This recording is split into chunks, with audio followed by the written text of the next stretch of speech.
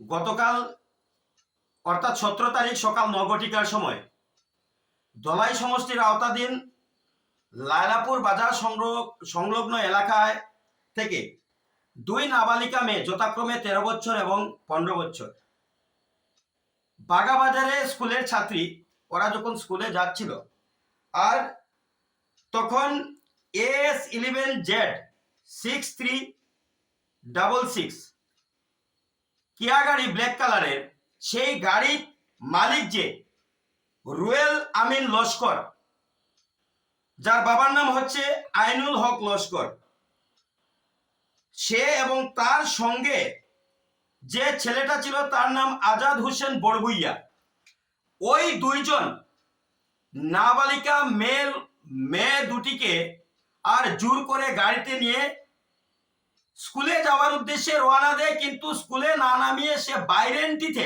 একটা লজে নিয়ে যায় এবং 2 ঘন্টা সেই লজে থাকে।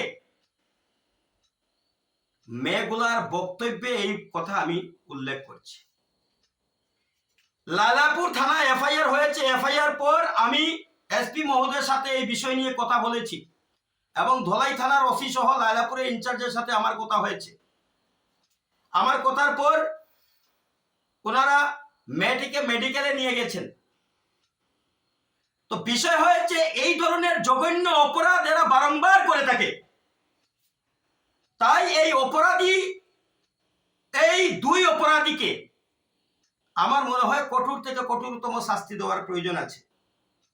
যে নামটা আমি বলছিলাম রুয়েল আমিন লস্কর, সে আগেও গ্রেফতার হয়েছিল কিছু অবৈধ ব্যবসার ক্ষেত্রে, সেটা আমরা সূত্রমতে খবর পেয়েছি।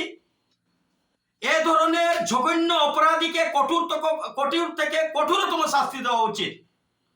আমি এই মিডিয়ার মাধ্যমে আসামের মুখ্যমন্ত্রী শ্রদ্ধেয় হিমন্ত বিশ্ব শর্মা স্যারের কাছে অনুরোধ করছি, এই ধরনের জঘন্য অপরাধীকে যাতে কোনো অবস্থায় না ছাড়া হয়।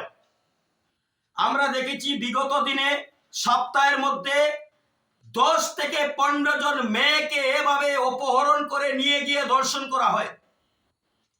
মেডিকেল রিপোর্ট বলবে ওই মেয়েগুলোর সাথে কি হয়েছে। মনে রাখবেন, 13 থেকে 15 বছরের 2 নাবালিকা মেয়ে জোর করে নিয়ে গিয়েছে এবং সেই বাইরেন্টির লজে নিয়ে গেছে।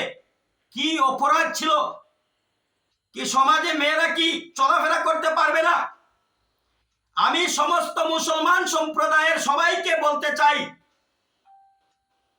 আপনারা এই দুই যে দুষ্কৃতী আছে তাদেরকে ধরে যাতে থানায় আপনারা সমঝে নেন।